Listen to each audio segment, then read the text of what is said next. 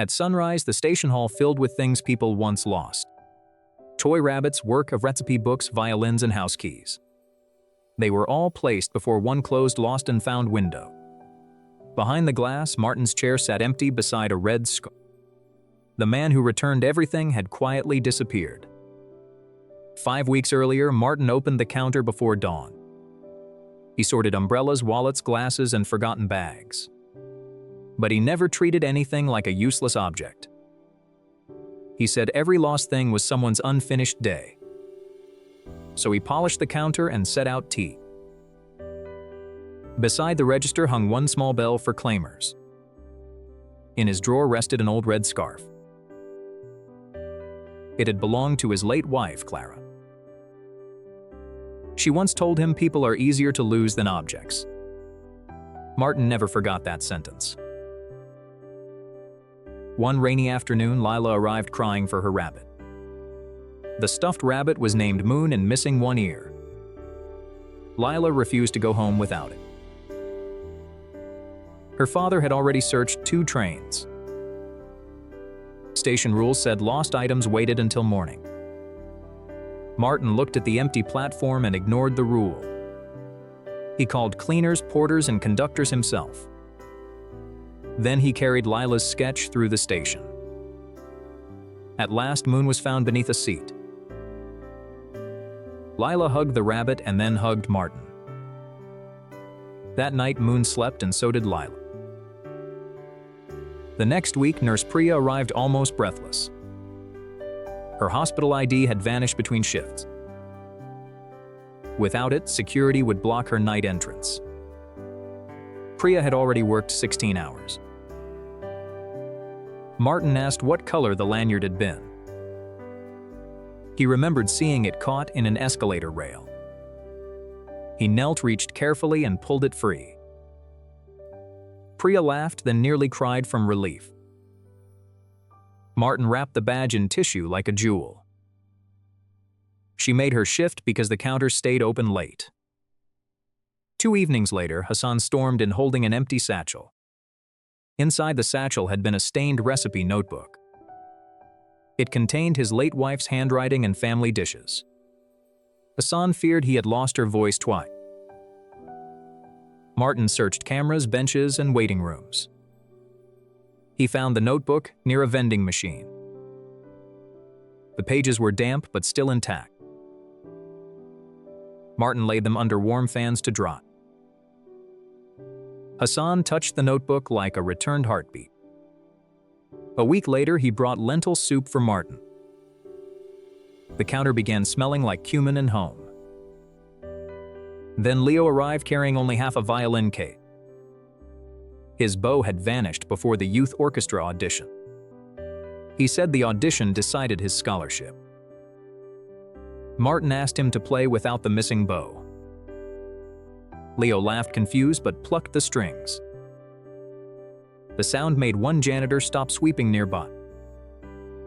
The janitor opened a supply closet and smiled. Someone had mistaken the bow for a paintbrush handle. Martin returned it just before the final train. Leo made the audition and later played at the station. People started lingering near the counter after work. Priya left tea when Martin forgot his own. Hassan sent soup on cold evening. Lila drew tiny rabbits on unused claim tape. Leo played soft music while commuters waited. Even the janitors rang the claim bell for fun. The lost and found window stopped feeling like a window. It felt like a porch in the middle of the city. Martin began keeping a second notebook under the counter. It held not objects but stories behind them. Blue dots marked children, green dots marked medicine, gold dots marked memories. He said objects matter because people attach their breathing to them. But lately, Martin had begun forgetting small things himself. He misplaced his own keys inside his pocket twice. He called Priya Clara once and looked ashamed. At closing time, he sometimes stared at the drawer too long. Priya quietly noticed his hands shaking over claim tag. Then station director Irene Shaw came with efficiency reports. too many late hours, too many unofficial exceptions, she warned. The counter would become a vending kiosk after Friday. Unclaimed objects would move to a warehouse outside the city. Martin nodded as if the words belonged to weather. He told nobody and kept sorting lost things. That week he worked more gently than usual. He polished every shelf and retied every package string. He returned one umbrella to a soaked bride. He reunited a child with inhaler medicine. He found house keys for a man sleeping in his car. Each object left carrying more than itself. On Friday night, Martin closed the window earlier than ever. He folded Clara's red scarf and cleaned the bell. Then he locked the drawer with the second notebook inside. Before dawn, he left the station without saying goodbye. Lila arrived first and pressed her face to the glass. Priya saw the closed window and dropped her tea. Hassan found the closure sodas hanging inside. Leo noticed Martin's red scarf still draped over the chair. Priya opened the drawer using the spare emergency key. Inside lay the notebook filled with colored dots and stories. On the final page, Martin had written one last line. "If I forget the way back, ring the bell for me." So Leo rang the bell once in the silent hall. People began arriving with the things Martin had returned. Lila brought Moon, still missing one ear. Priya laid down her hospital ad. Hassan carried the recipe notebook and a warm pot of soup. Leo placed the violin bow red scarf. More residents came with keys, rings, walkers, and school bags. They filled the station hall with the lives Martin had repaired. Irene Shaw returned, startled by the growing crowd. Priya handed her the notebook of colored dots. Irene realized Martin had mapped which neighbors needed checking. During heat, storms, and strikes, he had quietly protected the station community. Meanwhile, Martin sat alone on a riverside bench. He feared forgetting names before people forgot him. Lila found him first by following the sound of Leo's violin. She placed Moon in his lap without a word. One by one, the others surrounded the bench. Hassan adjusted his scarf. Leo played softly. Irene returned Martin's bell and the keys to the window. She said the station did not need a vending kiosk. It needed the man who made strangers easier to find. And Martin finally understood the only thing he had lost was a family. Before sunrise, hundreds walked toward the dark cobbler shop. Inside believed his final day had passed unnoticed. Every repaired pair carried one tiny blue stitch underneath. That blue stitch had quietly connected countless grateful lives. Weeks earlier, the little shop still opened each morning. Elias unlocked his shop before neighboring windows showed light. He arranged every tool like setting a careful table. Every repair ended with one small blue thread signature underneath. Customers paid whatever they could, sometimes nothing at all. But keeping the aging shop alive grew increasingly difficult. His coins dwindled while every repair still needed materials. Even basic supplies slowly disappeared from his wooden shelves. One faded photograph why his shop existed. He promised worn shoes would never cause anyone shame. That morning, Jamie's red sneaker split before reaching school. He hid the damage before nearby children could notice. Jamie sat alone, fearing lateness, laughter, shame, and embarrassment. Elias noticed him and welcomed him into the warmth. Jamie showed empty pockets before Elias mentioned any payment.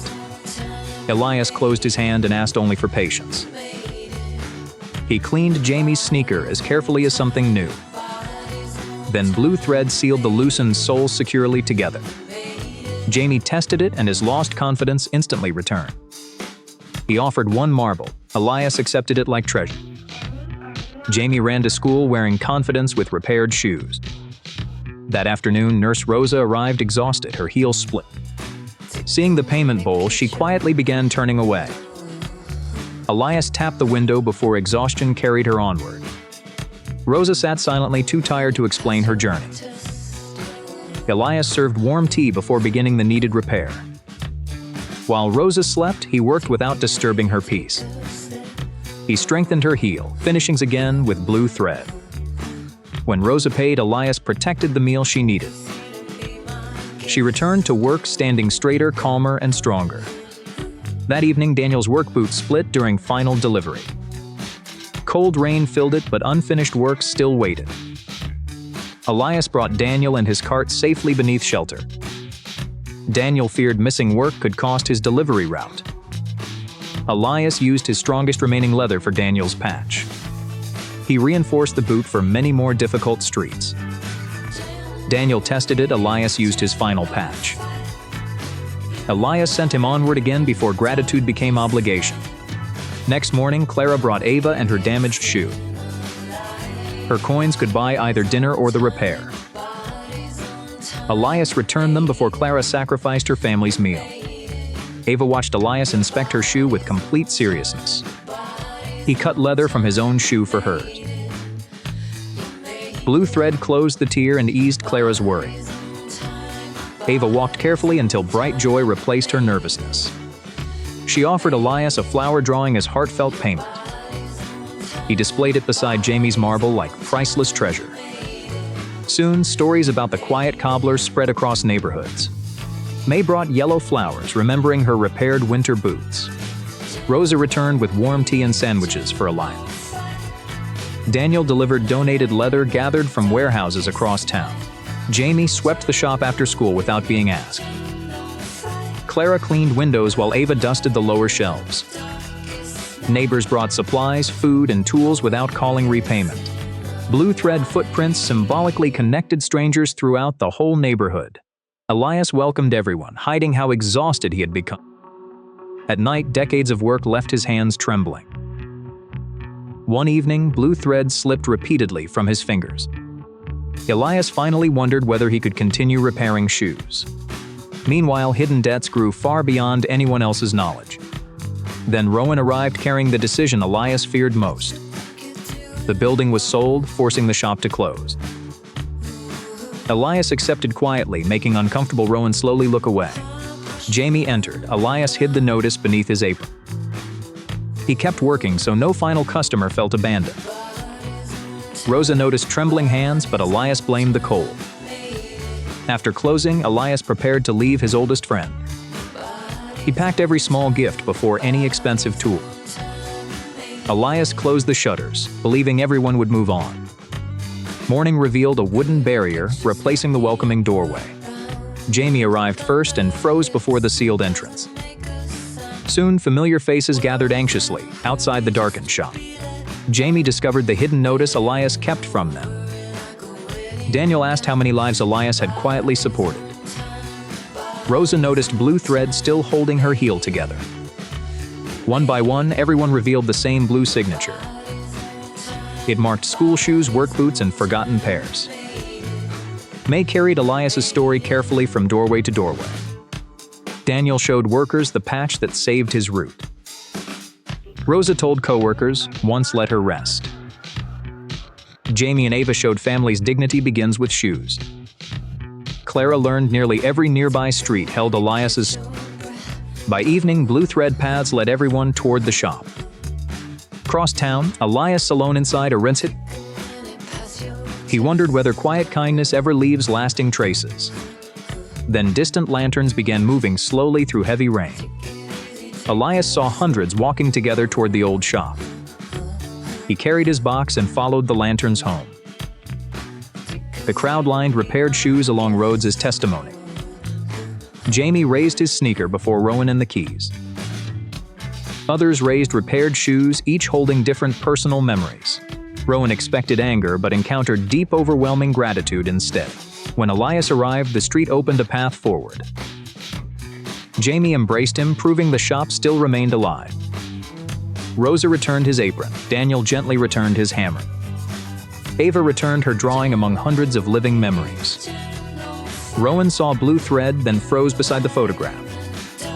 The frightened child in Elias's photograph was young Rowan. Decades earlier, Rowan hid torn shoes beneath the rain. Young Elias repaired them freely, creating his blue signature.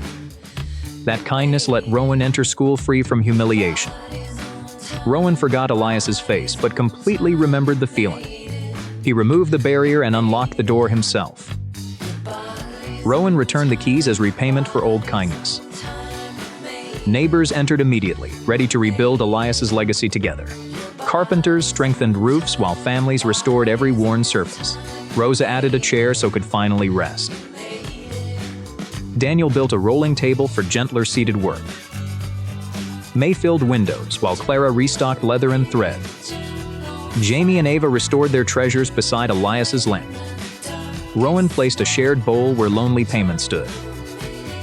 Elias realized the shop no longer depended on him. Jamie brought another child whose green shoes were separating. Elias guided Jamie's hands, turning kindness into practical skill. Jamie's first blue stitch connected another hopeful young life. Kindness returned through everyone still walking because of Elias.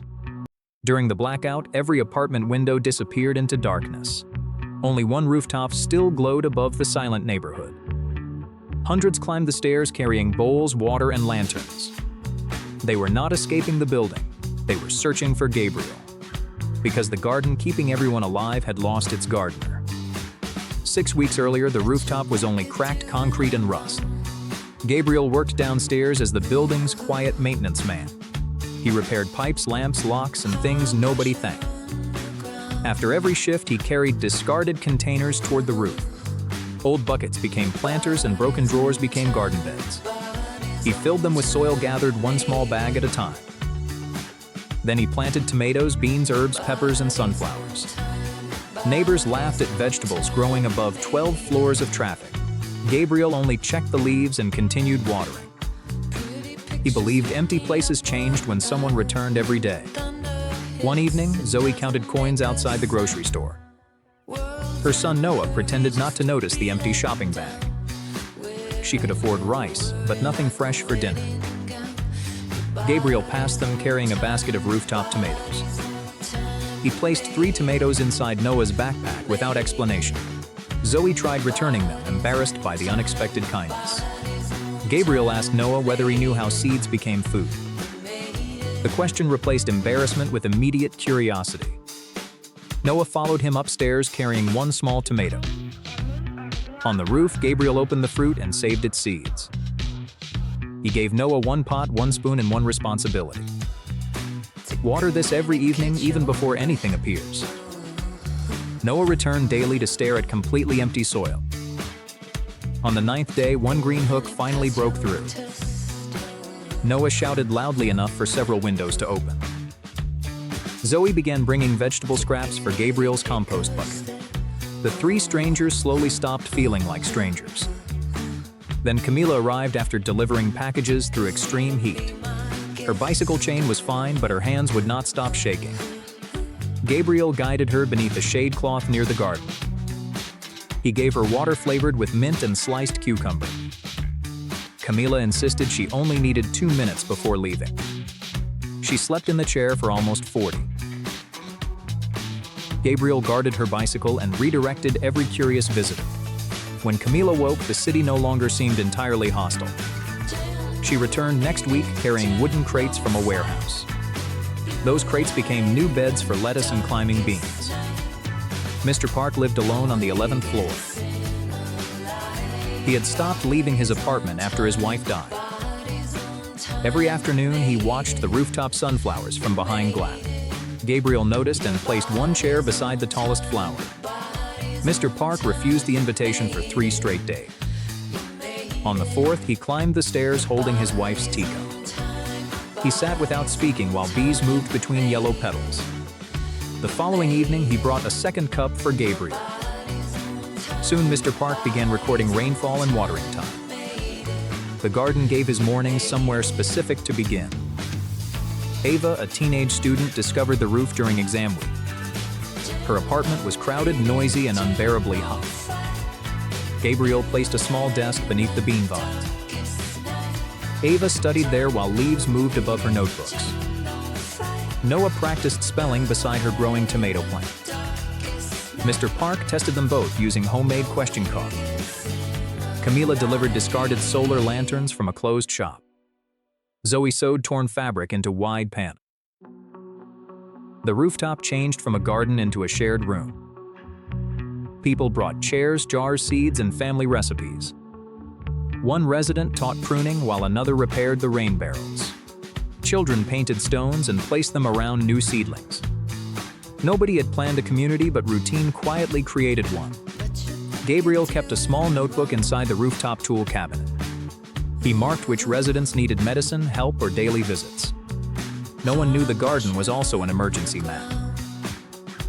Then building manager Cole arrived with a structural inspector. They measured the roof, photographed cracks, and examined every planter.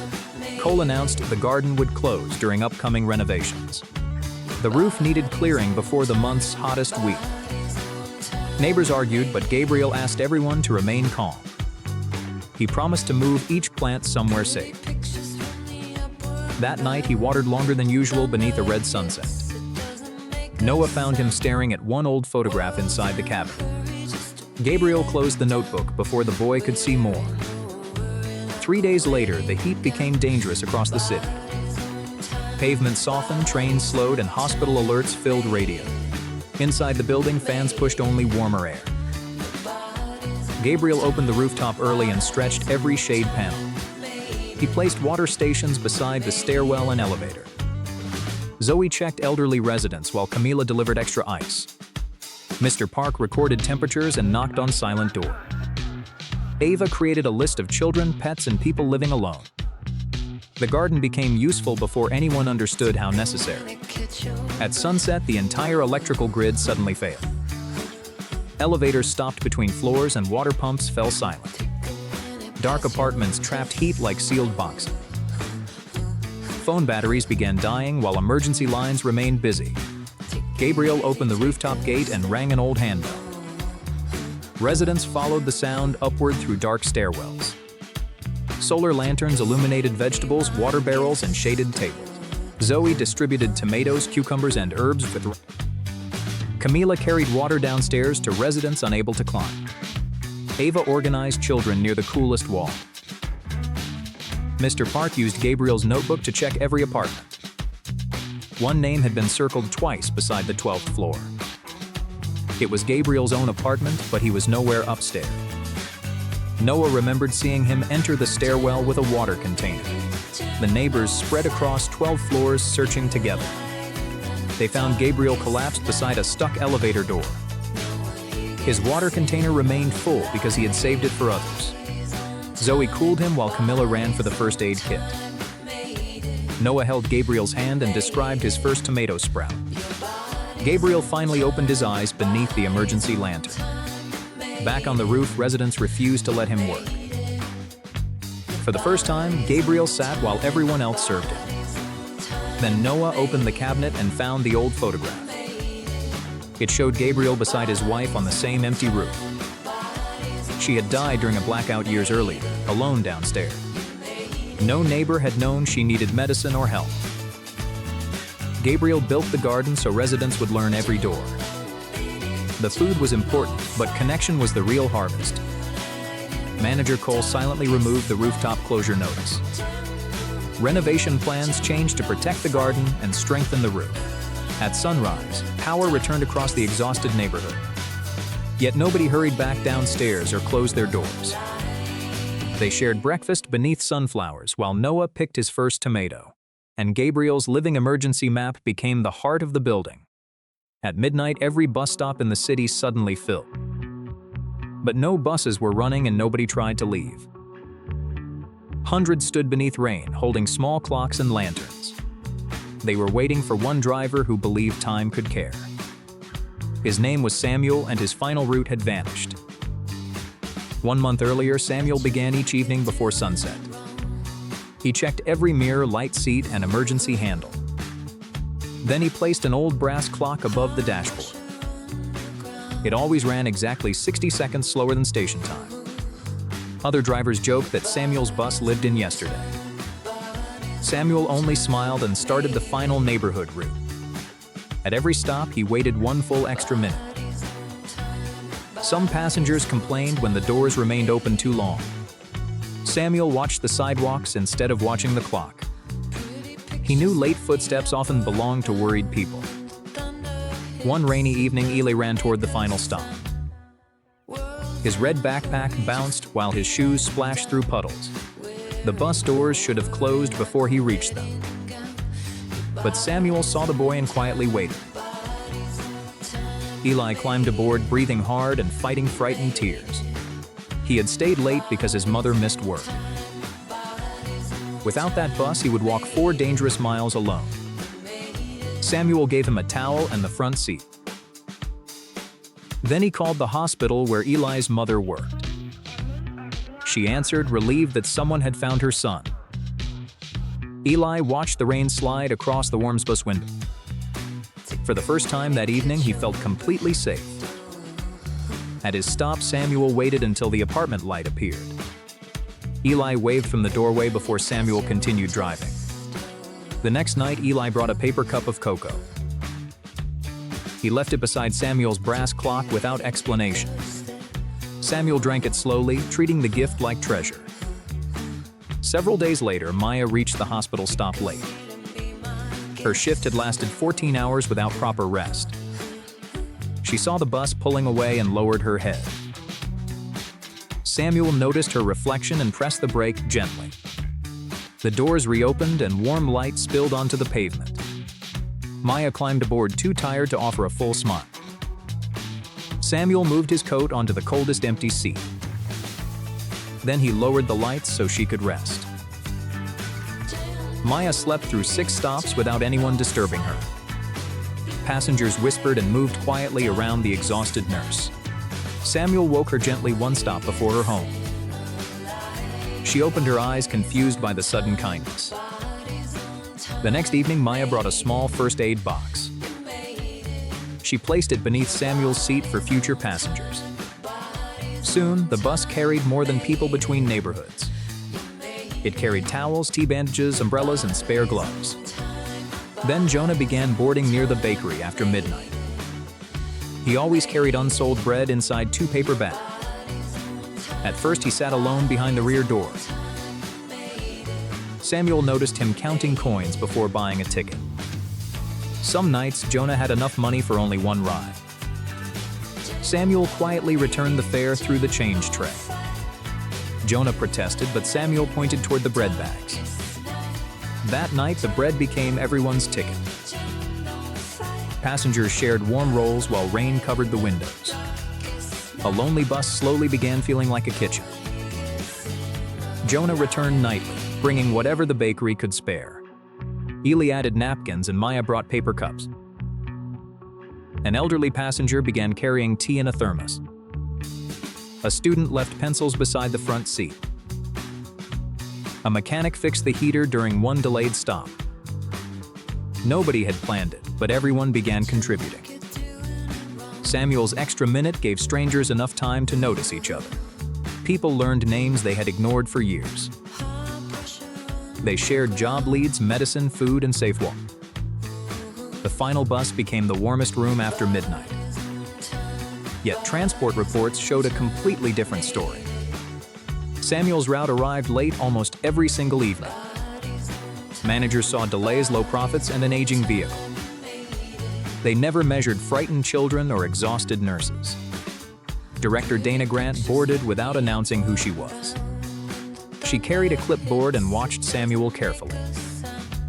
At the first stop, Samuel waited after everyone boarded. Dana checked the empty pavement and frowned. At the next stop, he waited another full minute. A delivery worker appeared just before the doors closed. At another stop, no passenger came at all. Dana wrote down the delay without seeing its purpose. Samuel offered her tea, but she politely refused. She noticed the towels and food beneath several seats. To her, the bus looked untidy and inefficient. To the passengers, it felt protected and alive. The following morning, Dana delivered the closure notice. The final neighborhood route would end that Friday. Samuel read the paper and folded it very carefully. He did not argue, although his hands began trembling. That night, he told nobody what was coming. He still waited 60 seconds at every familiar stop. Eli noticed Samuel staring longer at the brass clock. Maya saw the closure paper hidden beside his back.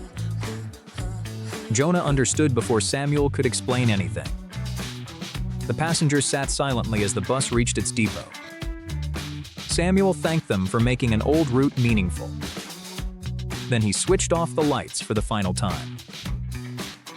On Saturday night, Eli stood alone at his ute. Maya joined him carrying the first aid box. Jonah arrived with bread, followed by dozens of passengers. They decided to wait 1 minute for Samuel. Then each person called someone else from the route. Within an hour, every bus stop filled with people. Workers brought clocks, lanterns, umbrellas, and folding chairs. Families carried photographs of nights the bus brought them home. Dana arrived after receiving reports of blocked sidewalks. She expected anger but found hundreds waiting peacefully. Eli placed his cocoa cup beneath one glowing clock. Maya showed the supplies passengers had shared for years. Jonah handed Dana a warm roll from the final route. Then Samuel arrived, walking instead of driving. Every clock in the street stopped for 60 seconds. The silence felt larger than any protest Dana had heard. She noticed Samuel carrying the old brass dashboard clock. Dana recognized the tiny wing engraved behind its hands. It had belonged to her grandfather, the company's first driver. Young Samuel had once repaired his bus during a storm. Her grandfather gave him the clock with one promise: never measure a journey only by when it ends. Dana returned the route keys before the minute finished, and every stop kept 1 extra minute for whoever needed it. At dawn, hundreds filled the station square carrying framed photographs. They formed a silent circle around one empty wooden chair. An old camera rested there beside an unwound blue ribbon. The photographer behind every picture was nowhere to be found. No one knew whether Adrian would see their faces again. 1 month earlier, Adrian opened his tiny station kiosk before sunrise.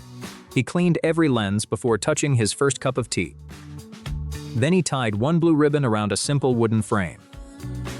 At sunset, he offered one free family portrait to anyone. He asked no questions about money, clothing, or circumstance. People only needed to say they had no picture together. Adrian always remained behind the camera, never inside the frame. One empty frame had hung behind his desk for years. Most visitors assumed it was waiting for another customer. It was actually waiting for the family Adrian believed he lacked. One afternoon, Maya arrived holding her grandmother Elena's trembling hand. Elena had begun forgetting names, rooms, and familiar streets. She could not remember why Maya brought her there. But she still carried her old silver dancing shoes. Adrian noticed a faded Umbrum photograph inside his bag. He dimmed the station lights and played a gentle melody. Then he created a tiny ballroom beside the ticket windows. Elena straightened slowly as her body remembered the dance. Maya stepped forward and copied her grandmother's old pose. For several seconds, Elena looked completely present again. Adrian pressed the shutter before the memory could disappear. Moments later, Elena forgot why everyone was smiling. She asked Maya who the kind photographer was. Maya turned away, hiding tears behind one shaking hand. Adrian printed the portrait and placed it before Elena. Elena touched the image and studied her own joyful face. "That woman looks happy," she whispered, and Maya answered, "She is."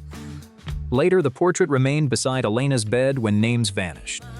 During another storm, Marcus and Theo entered from opposite doors. Each brother carried one half of the same torn photograph. They had not spoken since their father's funeral 3 years earlier. Both wanted restoration, but neither would stand beside the other. Adrian placed the torn halves together beneath a warm lamp. The photograph showed 2 boys holding one enormous paper kite. Without speaking, Adrian repaired the tear with transparent tissue. Then he placed the unfinished frame between the 2 brothers. They argued about which boy had released the kite first. One accidental laugh escaped before either could stop it. For the first time in years, they looked at each other. Adrian captured the moment before pride returned to their faces. The new portrait showed two grown brothers smiling like children. They left the station beneath one umbrella, still talking. The repaired portrait later replaced both broken halves at home. Near midnight, a hospital nurse called Adrian from the maternity ward. A premature baby was finally strong enough to leave the hospital. Her parents had spent every saving on months of treatment. They owned hundreds of worries but no family photograph. Adrian disinfected his camera and entered the quiet hospital room. Daniel stood nervously beside the baby's tiny wrapped body. Sarah was too exhausted to sit upright without assistance. Adrian lowered a cream cloth around the hospital bed. He used soft window light instead of bright equipment. The baby suddenly wrapped one hand around Daniel's finger. Sarah laughed and Daniel forgot to look afraid.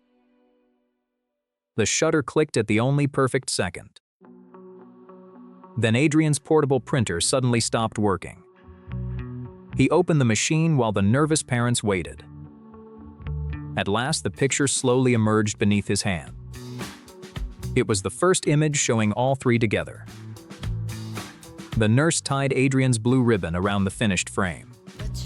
Every night, 4 station cleaners watched families leave with portraits. They polished floors, emptied bins, and disappeared before morning crowds. None had ever asked Adrian to photograph them. Then Rosa completed 30 years of working inside the station. Adrian closed his kiosk early and followed the crew downstairs. They stood awkwardly inside their plain work uniforms. Rosa said there was nothing special worth photographing.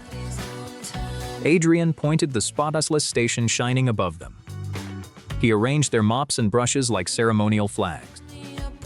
The crew laughed so loudly the empty corridor echoed. Adrian captured one formal portrait and one joyful, untidy version. They chose the photograph where everyone was laughing. The picture soon hung proudly inside their small break room. After that, commuters began noticing and greeting the cleaners. Maya started visiting after school to learn camera basics. Marcus and Theo repaired the kiosk roof during a rainy weekend. Sarah and Daniel donated baby blankets to the nearby shelter. Rosa's crew kept Adrian's windows brighter than any shop nearby. Visitors left spare frames, battery, and film rolls.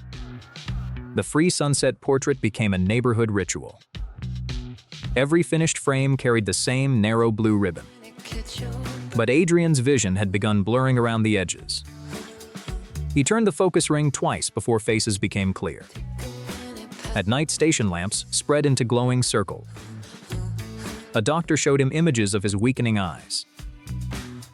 Treatment might help, but his sight could still continue fading.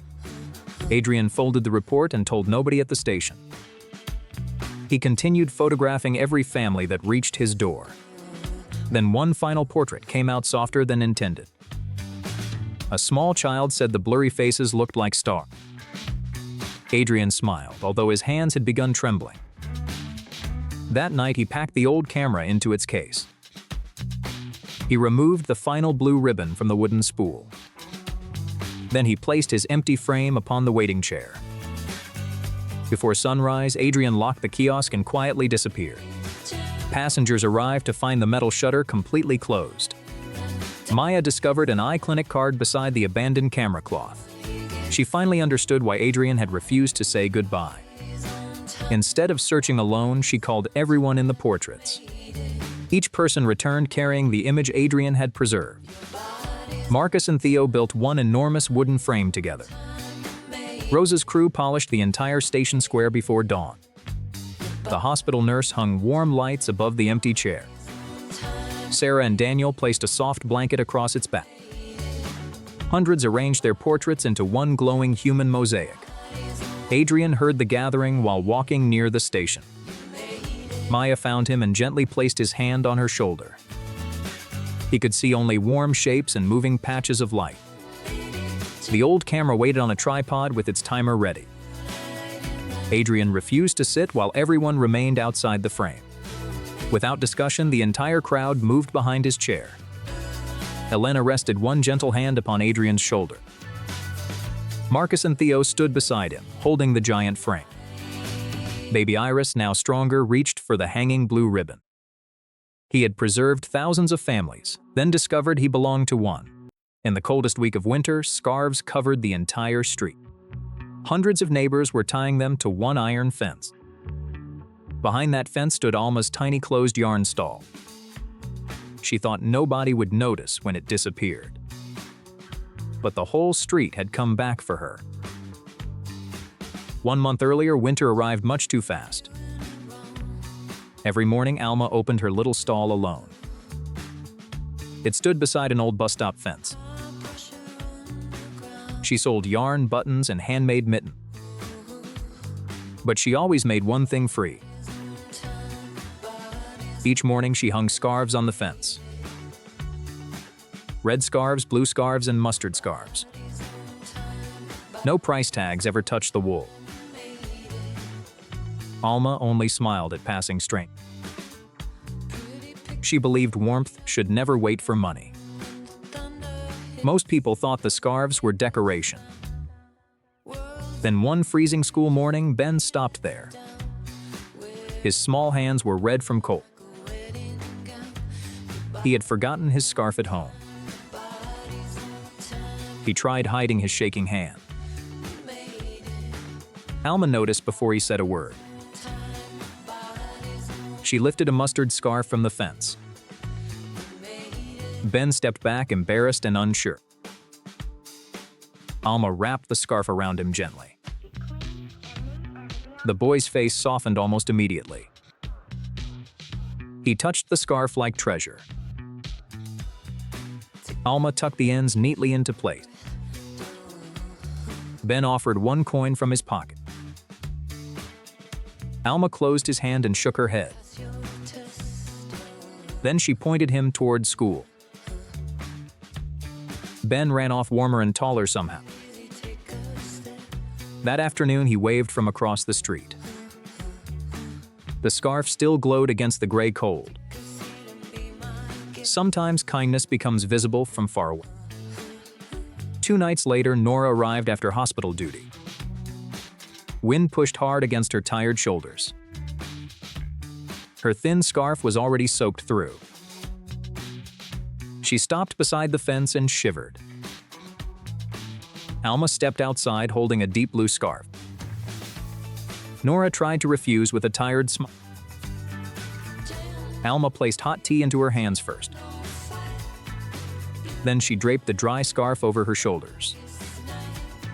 Nora closed her eyes for 1 second. It was the first warmth all day. Alma asked nothing and expected nothing. Nora left with tea, warmth, and quiet relief. The next evening, she came back. This time, she brought extra bandages and tea. Soon after, Kai arrived in the rain. His delivery route had kept him outside for hours. His orange jacket blocked wind, not winter. His neck and ears were painfully cold. Alma chose a long rust-red scarf. Kai laughed, saying he could not pay. Alma looped it twice around his neck. Then she tapped his delivery bag and smiled. Kai hurried away through freezing rain. But he looked back 3 times.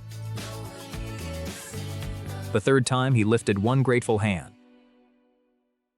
A week later, he returned with bread. He said the bakery had leftovers. Alma knew it was chosen for her.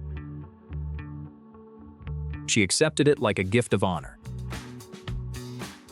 Then Thomas began appearing near sunset. He always sat at the far bus bench.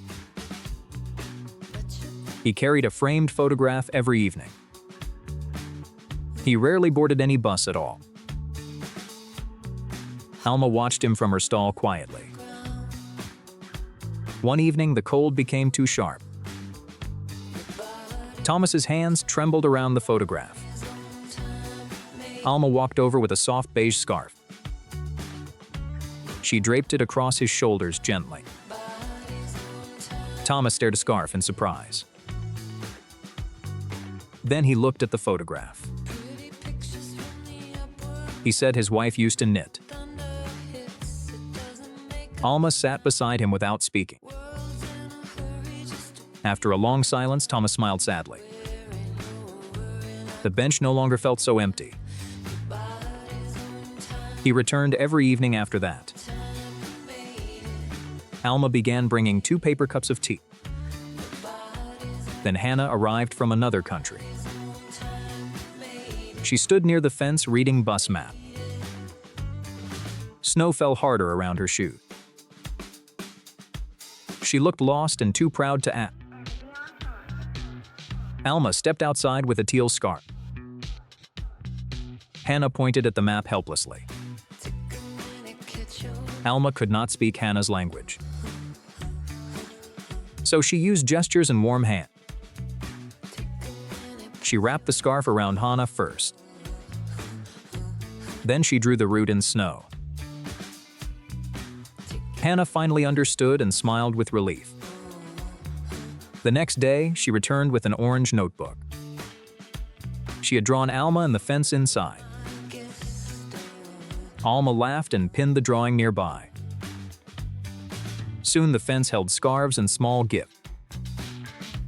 Bread from Kai and flowers from Thomas appeared there. Ben tied a paper star to the rail. Nora left hand warmers in a basket. Hannah helped others read the bus map. The fence slowly became a place of welcome. But winter was not Alma's only problem. Her yarn supply was running dangerously low. Bills piled under the cash box unseen. The old stall roof leaked every night. Still, Alma kept hanging free scarves. Then Ms. Reed came with city paper. The fence and stall would be removed. A new shelter project would replace them. Alma listened quietly and nodded once. She hid the papers beneath folded yarn. She never told Ben or the others. Instead, she knitted later into the night. She finished every last piece of yarn. The final scarf was deep red. She hung it at the center rail. Then she locked the stall for the last time. The next morning, the fence stood empty and cold. Ben arrived first and froze in place. Nora, Kai, Thomas soon followed. They understood the street had lost its warmest heart. At midnight, every phone in the neighborhood began ringing together, but nobody was calling from inside their own homes. The sound came from one old booth beside the station. Inside it stood holding a single brass coin. She thought the city had finally forgotten what the booth meant. 1 month earlier, winter rain covered the station square. Every morning, Mira unlocked the old phone booth before sunrise. She cleaned the glass and polished the heavy black receiver. Then she placed several brass coins beneath the telephone. Anyone without money could use them without asking. Mira believed important words should never wait behind an empty pocket. Most commuters barely noticed the tiny bowl of coin. But Mira continued returning every morning with her small toolbox. She had kept the telephone working for nearly 30 years. One gray afternoon, Theo missed the final school bus. Rain covered his glasses and soaked his mustard coat. His blue backpack felt heavier with every passing minute.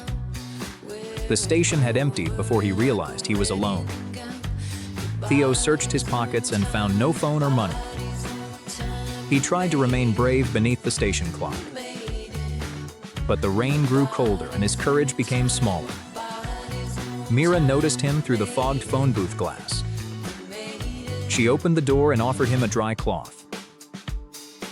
Theo whispered that nobody knew where he was. Mira placed one brass coin carefully into his hand. A tiny star had been scratched across its surface. She showed him how to lift the receiver slowly.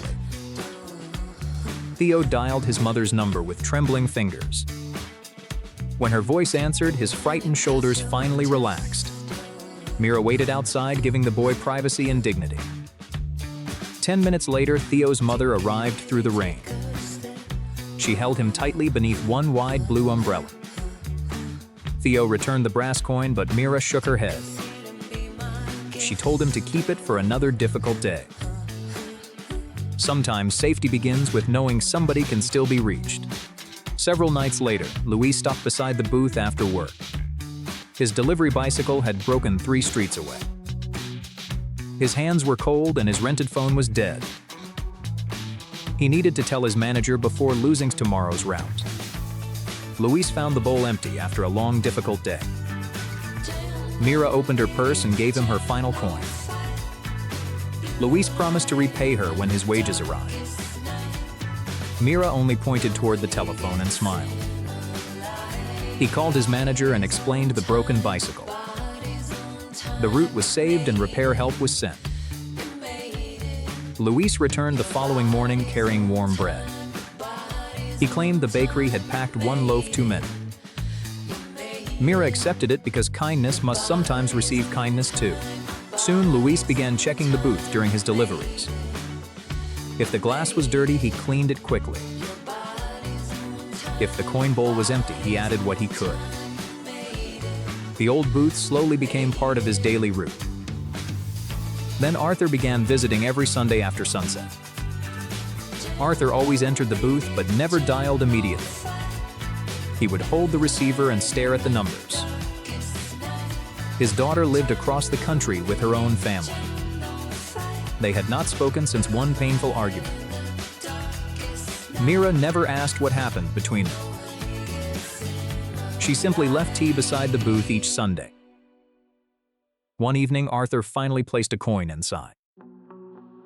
He dialed one number, then almost hung up. Mira gently placed her hand against the glass. Arthur waited until a distant voice answered. He said only 3 words before tears appeared. "I miss you too." The call lasted nearly an hour after that. Arthur left smiling as a faded family photograph. The following Sunday, his daughter called the booth first. Mira answered and immediately handed Arthur the receiver. He laughed before speaking, something Mira had never heard. Sometimes connection returns when pride becomes quieter than loneliness.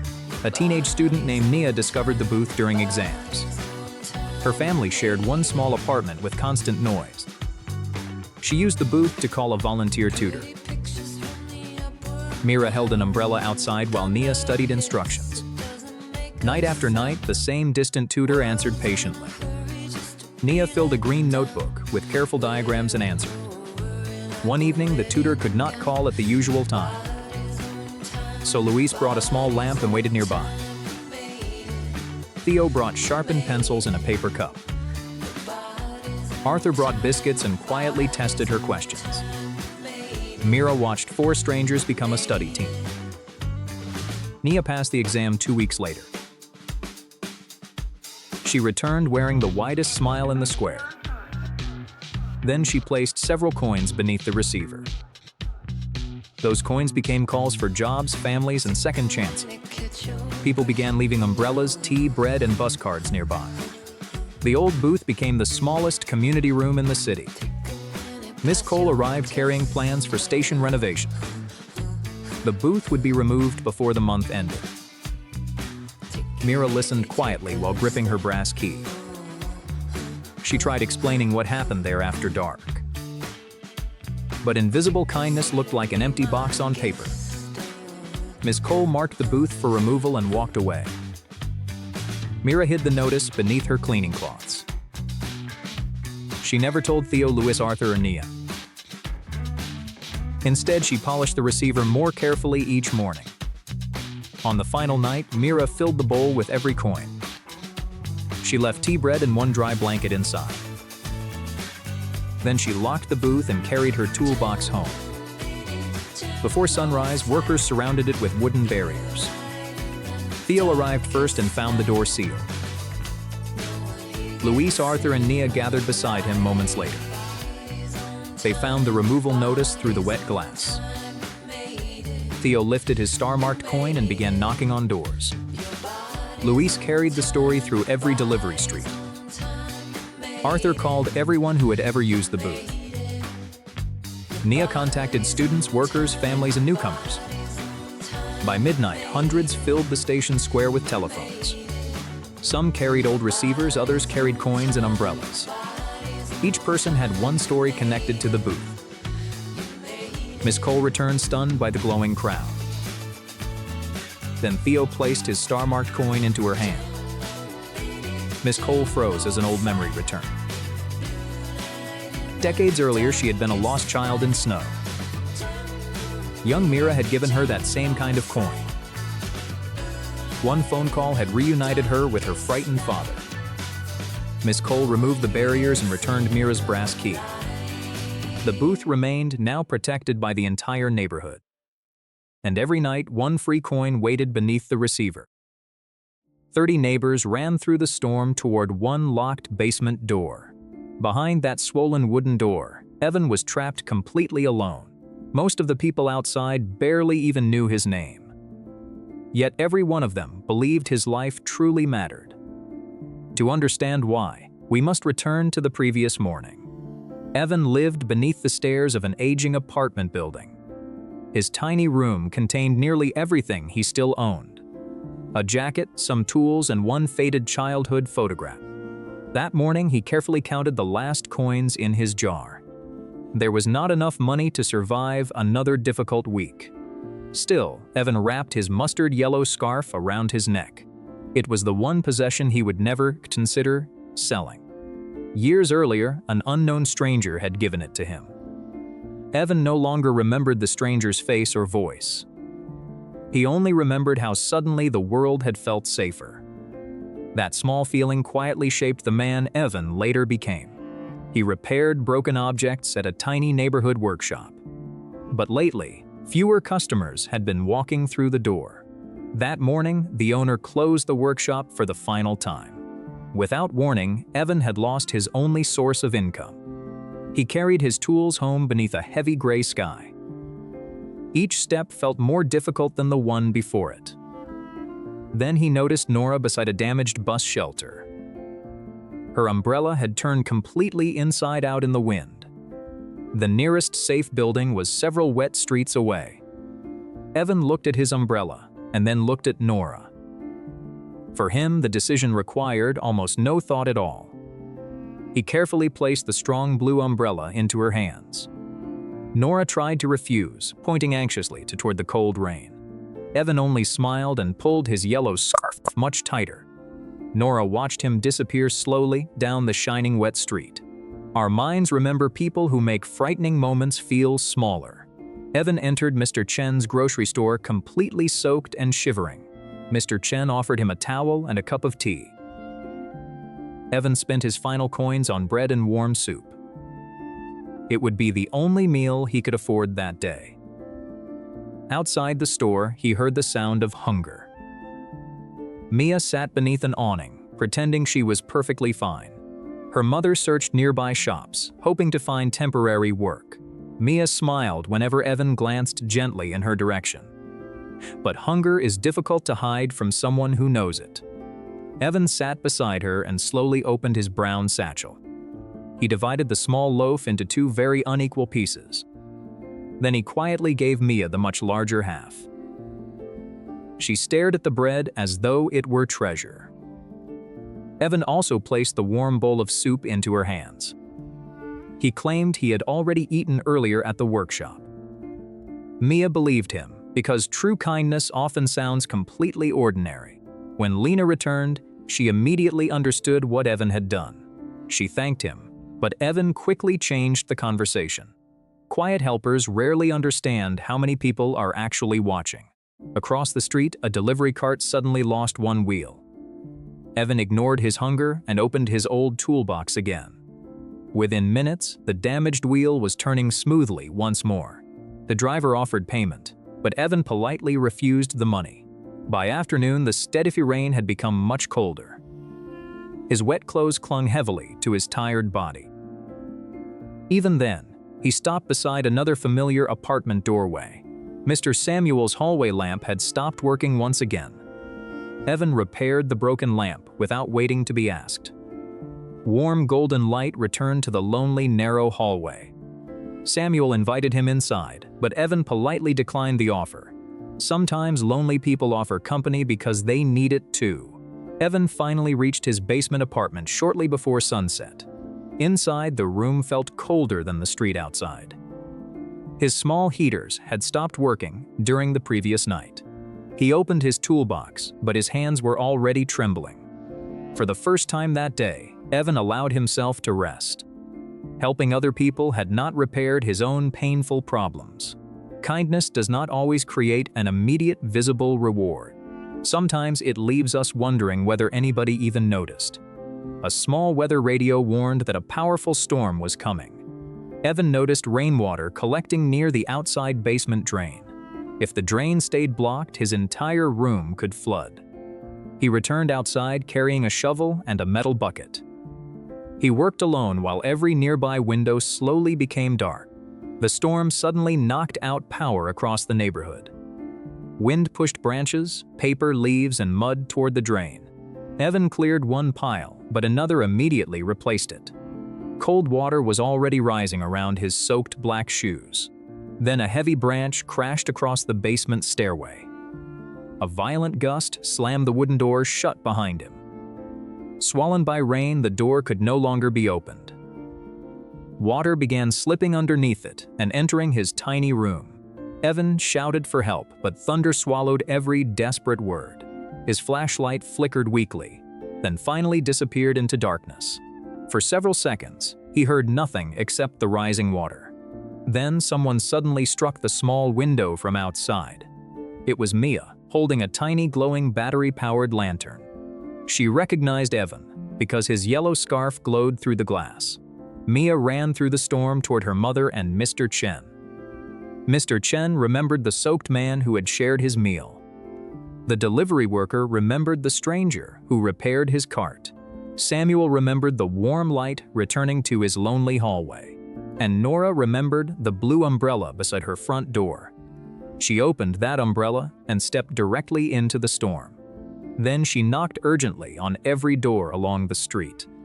She did not ask whether the neighbors personally knew Evan. She asked whether they could leave any person there alone. Within minutes, the empty street filled with glowing lanterns. People who had never spoken began working side by side. Mr. Chen organized a line to carry away the water. The delivery worker used his repaired cart to move the branch. Samuel wrapped warm blankets around the coldest rescue volunteers.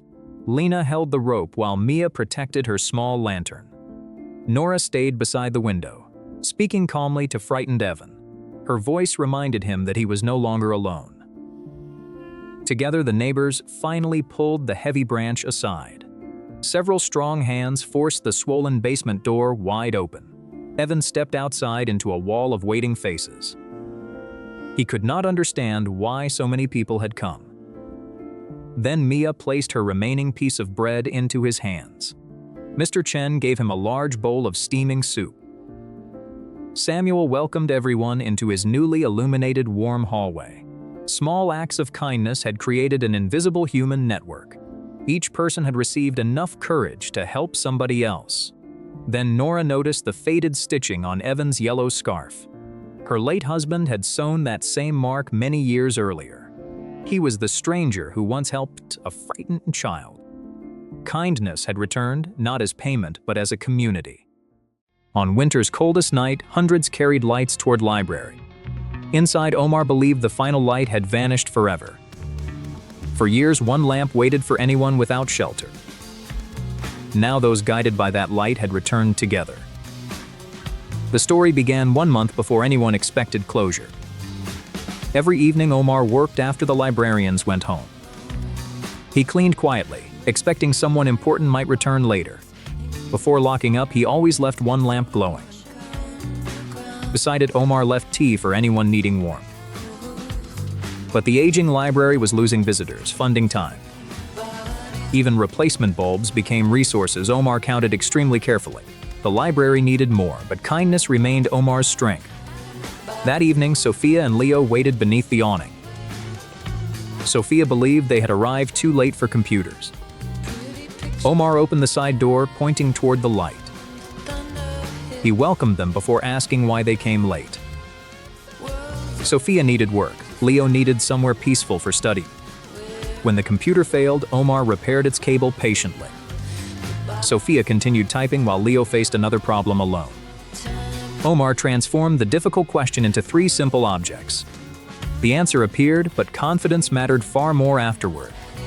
Near midnight, Sophia finally completed the application she feared. When she offered payment, Omar protected tomorrow's necessary money. They walked home carrying hope absent just hours earlier. Several nights later, Malik stopped after missing another address. He hid reading difficulties for years behind confidence speed. Omar noticed the paper, asking nothing that might wound. Malik finally admitted some street names still defeated him. Omar answered with practical tools instead of pitying Malik. Together, they turned addresses into landmarks, colors, remembered turns. Night after night, Malik practiced following his final delivery. Then maps became words, and words became less frightening. The first route Malik read alone felt city-sized inside. For once, Malik reached a door without pretending understanding. He returned with bread, calling it merely accidental extra. Another evening brought June, carrying photographs in private silence. She visited annually since her husband's death changed everything. Omar placed 2 cups honoring someone alive through memory. June spoke while Omar pretended shelves still needed dusting. When her voice weakened, Omar sat and shared silence. Grief remained, but briefly stopped feeling completely lonely there. June left carrying the photograph with slightly less weight. Then Anna appeared outside after evening language classes ended. She feared entering, yet remained determined to keep learning. Omar opened the door without exposing her visible fear. Anna entered slowly, expecting the room might reject her. He began with pictures because understanding precedes spoken language. Books, chairs, windows, and cups slowly gained new sound. Leo joined Anna, using drawings whenever words became difficult. Malik shared lessons he had once feared requesting himself. June offered conversation slowly enough for courage to follow. One night, Anna wrote her first complete sentence alone. The room celebrated soft, protecting her fragile new confidence. Soon, Anna guided another newcomer through that uncertain doorway. Sophia returned, helping others complete forms she once feared. Malik created route guides for workers hiding similar struggles. June started tea circles where grief never whispered alone. Anna prepared picture lessons for newly arrived community members. After closing, the library grew warmer than during daytime. Omar watched everyone gather, hiding his growing exhaustion quietly. Then Ms. Vale arrived, carrying the city's final decision. The library would close, judged underused and prohibitively expensive. Omar described lives gathering there after official hours ended. But empty chairs seemed meaningless to attendance-based official measurements. The final closing date arrived at week's end officially. Omar hid the news, preserving everyone's final peaceful evenings. He memorized their faces while pretending adjusting the lamp. That night, Omar removed the note guiding him decades. He packed cups, keys, flashlight, and note together carefully. He switched off everything except the lamp he protected. For minutes, Omar sat where others had found courage. Then he extinguished the lamp and locked the door. Next evening, Sophia and Leo found only complete darkness. Malik, June, and Anna arrived carrying familiar evening offering. Anna discovered documents Omar had deliberately hidden from everyone. Sophia understood Omar had protected them from painful truth. Malik wondered how many lives passed beneath that light. June remembered anniversaries made survivable within that quiet room. Leo displayed schoolwork he once believed impossible to finish. Anna opened the notebook that began with pictures, fear. Sophia showed the job born from one late application. They realized Omar's lamp had reached far beyond them. Sophia began knocking on every door she could reach. Malik carried the story faster than any delivered package. Anna found newcomers who once entered through Omar's doorway. June shared how one quiet chair carried her grief. Leo asked every student to bring light and memory. By next night, the city seemed to carry Star. Hundreds crossed snow toward the library Omar believed unwanted. Ms. Vale expected closure but found one living city. Sophia described how one unlocked door protected two future. Malik showed patience transforming hidden shame into new independence. June explained the library made grief feel less exiled. Anna showed language growing beneath Omar's patient evening light. Hundreds raised ordinary objects that had changed their lives. Vale understood its value, though repairs still remained necessary. Leo placed one lamp upon the steps and waited. One by one, City formed a path inside. Across town, Omar noticed the old library glowing again. When Omar arrived, hundreds turned toward him silently together. Leo returned the flashlight, guiding countless difficult evenings before. Sophia returned thermos, Malik cups, Anna the folded note. Omar unfolded the message carried throughout most of life. The note pulled him toward a storm decades earlier. A librarian once opened this side door for him. She taught Omar reading after everyone else went home. Before retiring, she gave one key and simple instruction. Vale recognized the librarian photographed as her own mother. Her mother taught Omar, requesting one light remain on. Vale reopened the same door her mother opened before. The city entered together, proving the room still lived. Builders repaired roofs while electricians restored every failing light. Sophia created evening desks for people seeking work opportunities. Malik taught root reading to workers hiding similar struggles. June placed two cups wherever grief needed patient company. Anna welcomed newcomers with pictures before requesting spoken words. Leo became the patient helper he once needed himself. Vale created shared keys so no one carried everything. Omar returned the original lamp to its familiar place. The light stayed on for whoever arrived needing shelter. 40 strangers carried chairs through storm toward Mara's cafe. Inside, Mara believed nobody would arrive before closing forever. That empty chair had quietly changed many forgotten lives. Now those lives returned to protect the woman inside. The story began 1 week before the cafe died. Every morning, Mara opened her cafe before neighbors awakened. She cleaned tables as though an honored guest approached. At table 7, she always placed one extra chair. Beside it, she left soup for whoever needed kindness. But kindness could not protect her cafe from bills. For months, fewer customers entered through the old door. Shelves thinned faster than Mara's courage could replace them. Still, she refused removing the chair or waiting meal. That morning, soaked Noah stopped beneath her cafe awning. Noah checked his wallet, found nothing, then turned away. Mara opened the door and pointed toward that chair.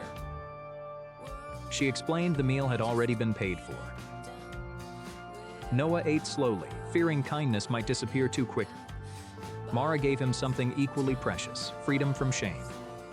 When Noah thanked her, Mara requested absolutely nothing afterward. He left without money, but with his dignity restored. That afternoon, Lily studied outside because home felt overcrowded. Mara noticed her struggling and invited her toward warmth. The chair became a desk while soup became tea. Mara stayed late so Lily could finish important work. When Lily fell asleep, Mara covered her without noise. She never made the exhausted girl feel like inconvenience. Lily walked home believing her future still had space. Next morning, Arthur entered carrying silence heavier than Cain. He ordered tea, then stared at the opposite chair.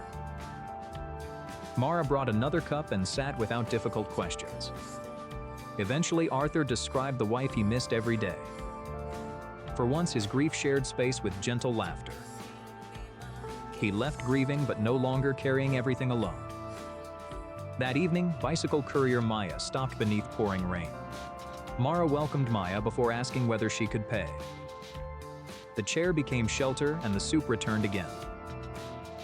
Carpenter Ben noticed her bicycle and offered skilled hands. One person's welcome gave someone else permission to help. Maya returned to work protected by people barely known. Next morning, she returned with bread from grateful bakers. Ben returned too, repairing shelves leaning for many years. Lily left pencils for whoever next needed the table. Arthur brought apples, claiming he owned far too many. Noah returned and asked whether dishes needed washing today. Soon, the man receiving soup was helping serve it. Mara watched their network grow while hiding deeper worries. After everyone left, the numbers still remained painfully insufficient. The landlord gave Mara 7 days to repay debt. She hid the warning before Noah noticed her fear. People who know hardship quickly recognize it within others. Noah offered his savings, but Mara gently refused them. Lily offered tutoring money. Mara returned every single coin. Arthur offered savings, but Mara protected his essential needs. Her kindness accepted help for others, never for herself. Winter rain exposed every weakness across the aging roof. Mara worked alone, moving tables away from leaking water. Above her, one wooden beam bent beneath heavy rain. She escaped before part of the ceiling finally collapsed. The room she protected for years became unsafe instantly. Repairs would cost more than Mara had ever saved. For once, even the empty chair offered no answer. The chair pulled Mara toward a rarely discussed memory.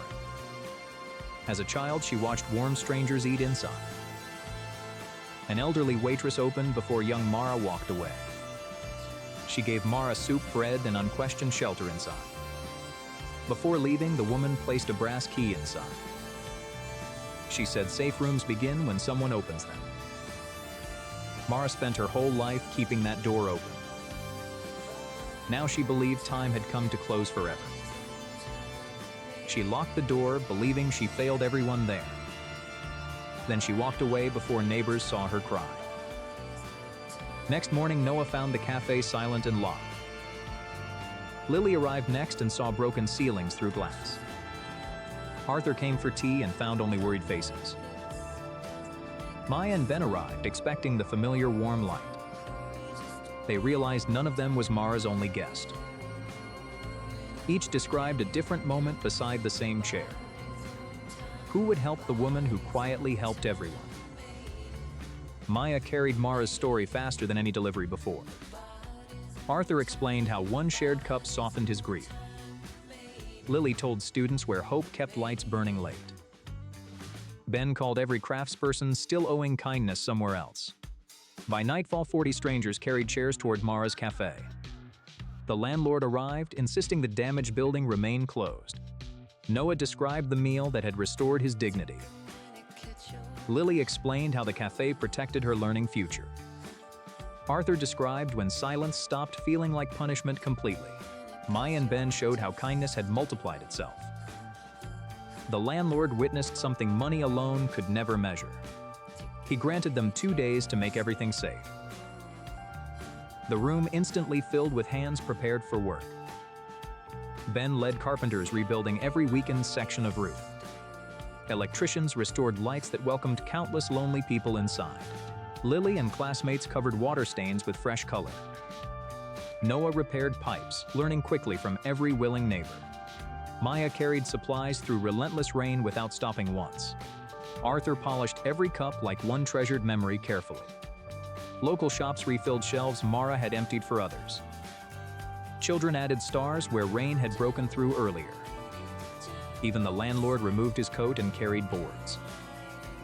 All night, separate lives moved like one determined body. By sunrise, the cafe felt warmer than in years. Mara returned only to collect her few remaining belongings. For seconds, she believed she reached the wrong street. Then doors opened and familiar faces turned toward her. They carried out the chair that welcomed everyone. One by one, they revealed what that chair gave. Mara finally understood her kindness had never disappeared anywhere. The landlord returned her keys and welcomed her inside. The cafe opened, no longer owned by one person. Everyone contributed something, so no giver carried everything alone. The empty chair remained ready for whoever arrived next. That evening, shy Ava paused outside the glowing window. Mara opened and pointed gently toward the waiting chair. This time, Mara was not keeping someone safe alone. Then Arthur noticed the brass key against Mara's apron. He recognized the star engraved by his late wife. The woman saving Mara was Arthur's beloved late wife. Kindness traveled through time, returning as a people-filled room.